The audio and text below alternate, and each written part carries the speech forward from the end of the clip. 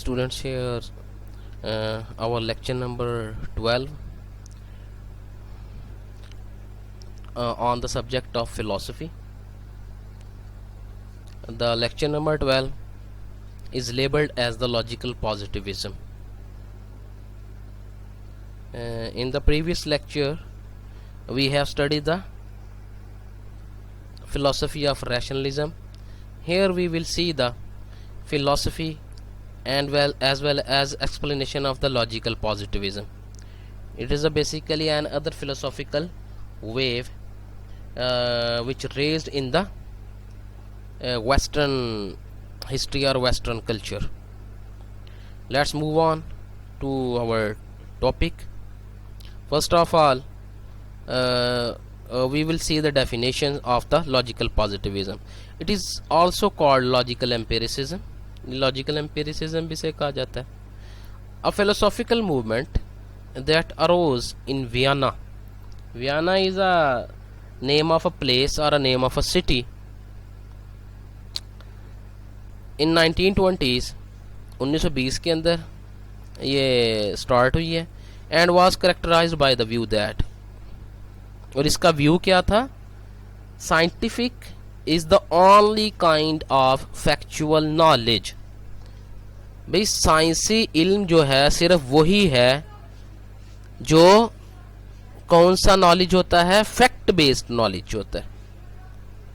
ठीक है, हकायक पर मबनी नॉलेज ही सिर्फ साइंटिफिक नॉलेज होता है.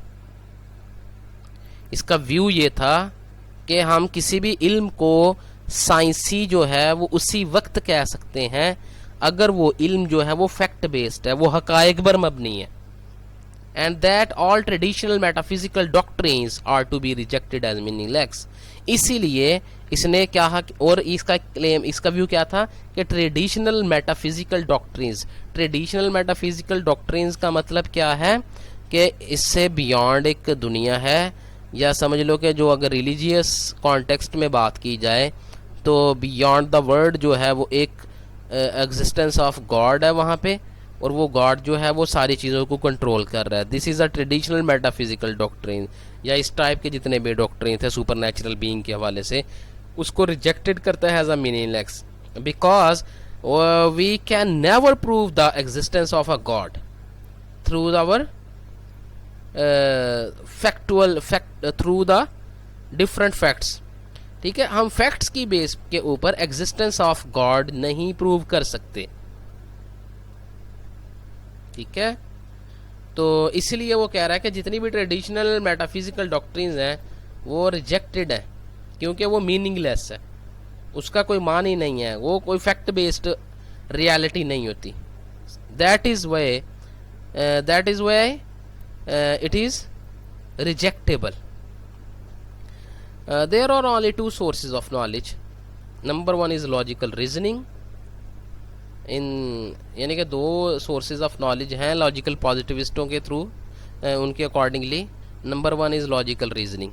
Logical reasoning refers to the mathematics and logic that we have studied in the rationalism. Okay, logical reasoning किसके? मैथमेटिक्स और लॉजिक की तरफ रेफर करती है. Empirical experience number second is the source of knowledge which refers to the biology, physics and psychology etcetera. ठीक है, तो these are the two sources of knowledge in the paradigm of logical positivism.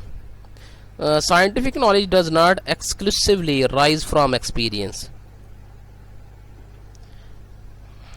Scientific theories are genuine hypotheses that go beyond the limits of finite human experience.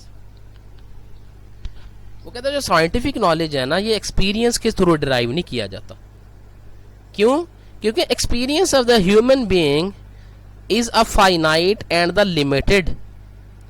तो एक चीज जो अपने itself limited है, तो नॉलेज जो है वो तो इनफाइनाइट है और अनलिमिटेड है. तो how can unlimited thing is dealt, how can an unlimited thing is dealt through the limited one. कि एक लिमिटेड एक्सपीरियंस किस तरह अनलिमिटेड और इनफाइनाइट चीज को या नॉलेज को किस तरह से टैकल कर सकता है, किस तरह से राइज कर सकता है। इसलिए वो कह रहा है एक्सपीरियंस से तो राइज नहीं था होता साइंटिफिक नॉलेज, लेकिन साइंटिफिक थीरीज जो हैं वो जेन्युइनली हाइपोथेसिस हैं, क्योंकि मुस्तकिल तौर पर जो आइडियाज़ हैं वो इंसान को उनकी जो है ना वो थ्रेशोल्ड जो है वो कॉन्स्टेंटली वर्किंग करता है थ्योरीज के फॉर्म में, आइडियाज़ की फॉर्म में, हाइपोथेसिस की फॉर्म में। तो these are hypothesis, ideas and theories are in number are unlimited and infinite. तो एक्सपीरियंस जो है वो इंसान का लिमिटेड होता है और फाइनाइट होता है, इसलिए एक्सपीरियंस जो है ना वो साइंटिफिक नॉलेज को राइज नहीं कर सकता। According to the logical positivism, the goal of the knowledge is simply to describe the phenomena that we experience. अच्छा जी, जिस फिनोमिना को हम एक्सपीरियंस करते हैं ना, बेसिकली जो गोल है ना नॉलेज का, उसका उसको डिस्क्राइब करना है, उस फिनोमिना को डिस्क्राइब करना है जिस फिनोमिना को हम एक्सपीरियंस कर रहे होते हैं। फॉर एग्जांपल एक फिनोमिना ये है कि सूरज मशरिक से निकलता है, ये फिनोमिना, इसको हम एक्सपीरियंस करते हैं। ठीक है, कैसे निकलता है इसको वो डिस्क्राइब करता है साइंटिफिक नॉलेज या लॉजिकल पॉजिटिविस्ट नॉलेज जो है। Information derived from mathematical and logical treatments and reports of sensory experience। ये इंफॉर्मेशन जो होती है वो लॉजिकल और मैथमेटिकल ट्रीटमेंट्स के ज़रिए आती है वजूद में, और उसके ऊपर जो रिपोर्ट्स बनती हैं ना वो एक्सपीरियंस और सेंसरी ऑब्जर्वेशन और सेंसरी एक्सपीरियंस के थ्रू रिपोर्ट्स बनाई जाती हैं। इंफॉर्मेशन एक चीज़ इंफॉर्मेशन है, दूसरा उसका रिपोर्ट करना। ठीक है, इंफॉर्मेशन का जो सोर्स है वो मैथमेटिकल और लॉजिकल है, जबकि जो रिपोर्ट्स है उसकी, उस इंफॉर्मेशन की, वो सेंसरी एक्सपीरियंस की बेस पे होती है। The physical world operates according to general laws. Physical world के अंदर जो है वो जनरल किस्म के कुछ लॉज हैं, यानी कि पूरी की पूरी कायनात कुछ लॉज, ये एक अजम्पशंस है, ये बेसिकली साइंटिफिक अजम्पशन इसको हम कहा जा सकता है, but this is associated in its origin to the logical positivistic paradigm. ठीक है, तो लॉजिकल पॉजिटिविस्ट वाले ये कहते थे कि पूरी की पूरी जो एक यूनिवर्स है इसके अंदर कुछ नेचुरल किस्म के लॉज हैं। ठीक है, और पूरी की पूरी जो कायनात है उन नेचुरल लॉज को क्या कर रही है, फॉलो कर रही है। तो इसीलिए उनकी इस पे जो एविडेंस ये था कि अगर इनके अंदर लॉज ना हो ना इस कायनात के अंदर, तो ये कायनात हमें समझ ना आ सके। ठीक है, तो it means it can understandable, it implies that it has a different and some specific a particular general laws। ठीक है जी, तो introspective and intuitive knowledge is rejected. उसने कहा जी जो एक्सपीरियंस नॉलेज है ना वो जो है ना हम रिजेक्ट करते हैं उसको। ठीक है, क्योंकि जो एक बंदा एक समझता है कि एक बंदा का एक्सपीरियंस है, उसकी एक इंट्यूशन है कि जी खुदा मौजूद है। ठीक है, ये उसका पर्सनल एक्सपीरियंस है, ये इंट्यूटिव नॉलेज है। अब अगर उसको वो ये इंट्रोस्पेक्शन है उसकी, ठीक है, उसको एक तखय्युल है उसका अंदर से पैदा हुआ बातनी तखय्युल है, वो कहता है जी खुदा है मेरे ख्याल से, या मुझे तजर्बा इस चीज़ का एक्सपीरियंस है कि खुदा होता है, तो इसको वो प्रूवेबल नहीं है ये ना फिजिकल वर्ल्ड के अंदर लॉजिकल पॉजिटिविज्म के थ्रू। वट एवर एग्जिस्ट्स, कहता है मौजूद होना, कुछ भी पता कब मौजूद होगा, can be verified through experiments, observation and mathematical logical proof. किसी भी चीज़ को अगर वेरीफाई किया जा सकता है ना एक्सपेरिमेंट्स के, ऑब्जर्वेशन के और मैथमेटिकल और लॉजिकल प्रूफ के ज़रिए, तो वही चीज़ जो एग्जिस्ट कर सकती है, बाकी और कुछ नहीं एग्जिस्ट करता। ठीक है, यानी कि एग्जिस्टेंस बेस किस पे करती है, अगर वो चीज़ वेरीफाई हो जाए एक्सपेरिमेंट, ऑब्जर्वेशन एंड मैथमेटिक्स के थ्रू, तो वो एग्जिस्ट करेगी, अदरवाइज कोई भी इसके अलावा कोई चीज़ एग्जिस्ट नहीं करती जो इनसे वेरीफाइएबल नहीं है। So that unobservable and unmeasurable knowledge is impossible. ठीक है ना, क्योंकि ना तो खुदा अब ऑब्जर्वेबल है और ना ही खुदा का जो एग्जिस्टेंस ऑफ गॉड है वो मेजरेबल है। So that this knowledge is impossible, knowledge of the God is impossible in this world, इसलिए वो इसको रिजेक्ट करते हैं। ये असल में खुदा की एग्जांपल इसलिए मैं दे रहा हूँ क्योंकि सिविलाइजेशन जो है ना, वेस्टर्न सिविलाइजेशन, ये कोर आइडिया है वेस्टर्न सिविलाइजेशन का। Western civilization is totally established on the rejection of God. तो मौजूदा जो वेस्ट है ये खुदा के इनकार पर मबनी है सारे का सारा। World and the universe are operated by laws of cause and effect. जी दुनिया और कायनात जो है ना, ये कॉज और इफ़ेक्ट के कवानीन के ज़रिए जो है ना वो ऑपरेट होती है। ये पहली बात हो गई है। वो जिसको नेचुरल लॉज कह रहा है ना, वो कॉज एंड इफ़ेक्ट का लॉ है, ठीक है, वो पीछे हमने बात की है। तो observations and measurements were the core of scientific endeavour. Observations experiences हैं, मेजरमेंट्स जो है वो मैथमेटिक्स हैं। वो ये क्या है, दोनों के दोनों साइंटिफिक एंडीवर के कोर, यानी कि जितनी भी साइंस के अंदर काविशें होती हैं वो उसका कोर जो है वो ऑब्जर्वेशन और मेजरमेंट्स के अंदर होता है। अगर किसी बंदे ने की approach of the scientific method is experiment, भाई साइंटिफिक मेथड की बात करे कोई बंदा, कोई कहे कि कोई लॉजिकल पॉजिटिविज्म को एक लफ्ज़ में बयान करें, तो वो आप कहेंगे वो एक्सपेरिमेंट है। या साइंटिफिक मेथड को कोई बंदा कहे कि वो मेथड क्या है वो अपने आप में, तो that method is the experiment actually. It is based on the philosophical system of Comte, ठीक है। Logical positivism was based on the philosophical system of Comte। Auguste Comte की बात कर रहे हैं। This is he is was the philosopher in the history of western philosophy। तो उसके philosophical system पर बेस करता था ये। उसने क्या, वो फिलोसॉफिकल सिस्टम क्या था, that rejects metaphysics and theology, ठीक है। वो सिस्टम जो फिलोसॉफिकल है वो रिजेक्ट करता था मेटाफिजिक्स को और थियोलॉजी को, as seeing knowledge beyond the scope of experience. किस तरह से देखते हुए कि ये एक्सपीरियंस के से बाहर की नॉलेज है।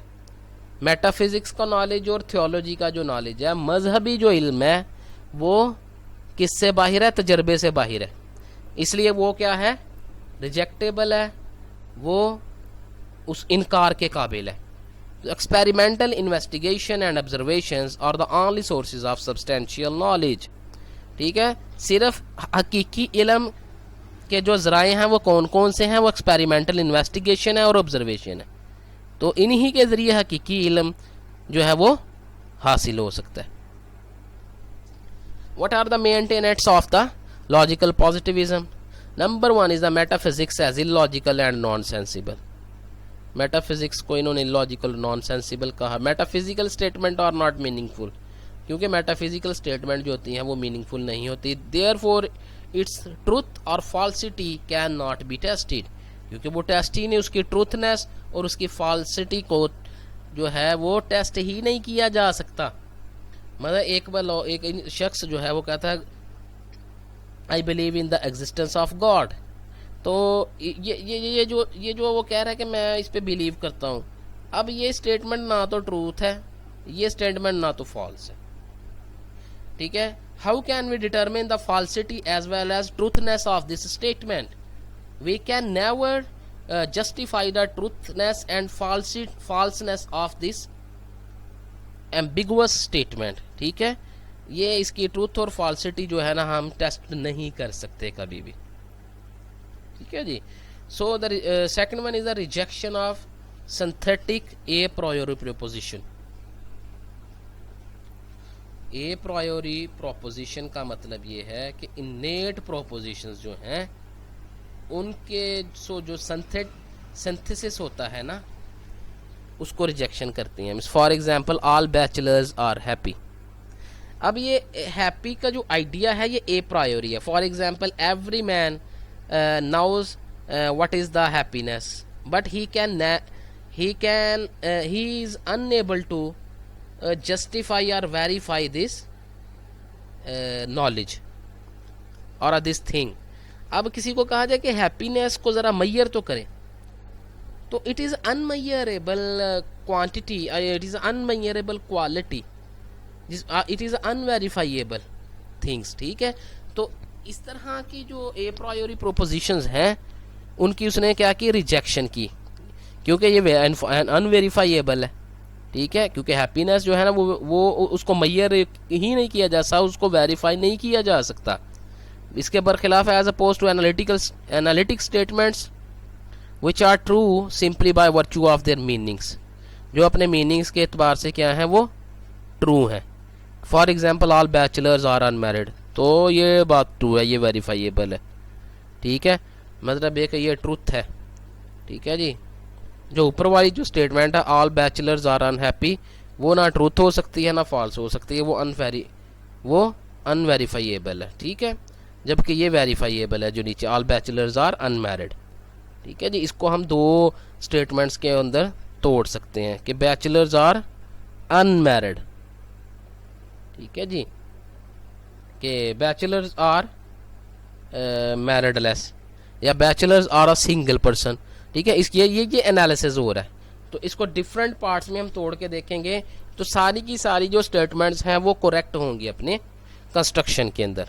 A criterion of meaning basis on Ludwig Wittgenstein's early work, Ludwig Wittgenstein का पहले काम के ऊपर जो है ना मानी जो है उसकी कसवट्टी उन्होंने बनाई, कि जो मानी की जो कसवट्टी है उसका जो क्राइटेरियन है वो विटगेनस्टाइन के पहले काम के साथ की बेस पर बनेगा। वो क्या था जी, पहला उसका वर्क क्या था, early work, the meaning of the word is, लफ्ज़ का जो मानी होता है, it's use in the language and thoughts, उसका इस्तेमाल जो है ना उस लफ्ज़ का ज़ुबान में और उसका फ़िक्र और जहन में उसका जो इस्तेमाल है, ठीक है, थॉट और लैंग्वेज के अंदर उसका जो इस्तेमाल है ना, ठीक है, वहाँ पे उसका मानी होता है किसी भी लफ्ज़ का।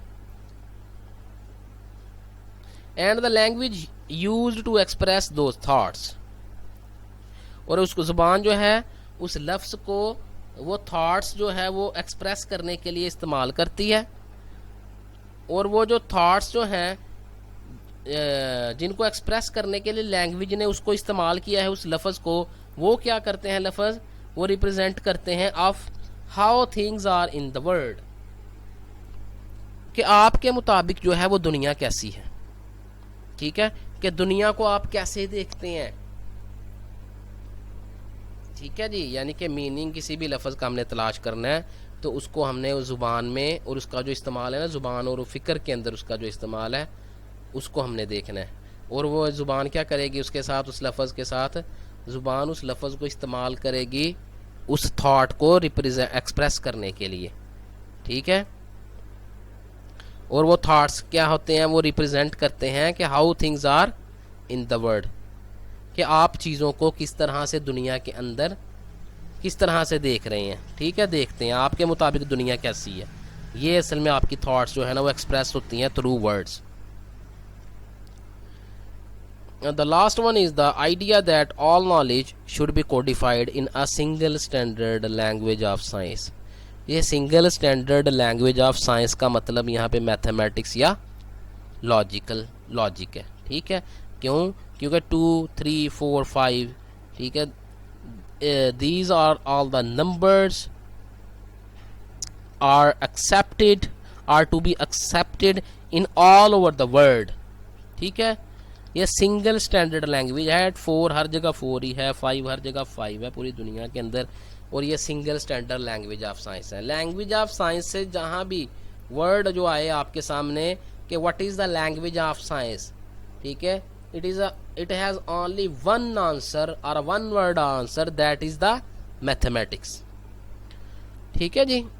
वो कहता है कि तमाम जो नॉलेज हैं उनको कोडिफाइड होना चाहिए एक single standard language of science के अंदर, and the associated on going project of rational reconstruction, और आपके जितने भी अकली जो काविश है, अकली तश्कीलात के जो जितने भी प्रोजेक्ट हैं उनको भी इसी लैंग्वेज के साथ एसोसिएट होना चाहिए। यानी कि आपने कोई भी अकली काम करना है ना, उसको आप क्या करें, मैथमेटिकली परफॉर्म करें, मैथमेटिक्स के अंदर उसको परफॉर्म करें। जितने भी अकली काम करने आपने उसको मैथमेटिक्स के अंदर रहते हुए करना है। In which ordinary language concepts were gradually to be replaced by more precise equivalents in that standard language, ठीक है, जिसके अंदर जो ऑर्डिनरी लैंग्वेज कॉन्सेप्ट जो है ना वो फिर क्या करते जाएंगे, जब आप एसोसिएशन करेंगे फिर वो क्या करते जाएंगे कि इसके अंदर वो रिप्लेस होते जाएंगे precise equivalents in that standard language.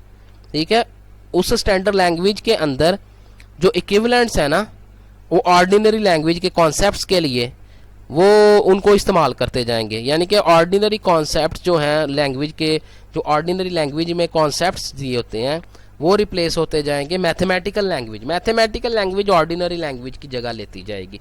For example if you will read any scientific article, you can never find over there that a scientific investigator or a scientific person does not use the ordinary language. ठीक है, that is why he is called a scientist। क्योंकि अगर हर बंदे आम जुबान के अंदर वो अपने कॉन्सेप्ट्स को डिलीवर करना शुरू हो जाए तो वो साइंटिस्ट कैसे रहे। ठीक है ना, तो इसीलिए साइंटिस्ट होना उसका इसी बात की दलील है कि वो एक साइंटिफिक लैंग्वेज के अंदर उसको एक्सप्रेस करने की एबिलिटी रखता है। This is our first part of logical positivism.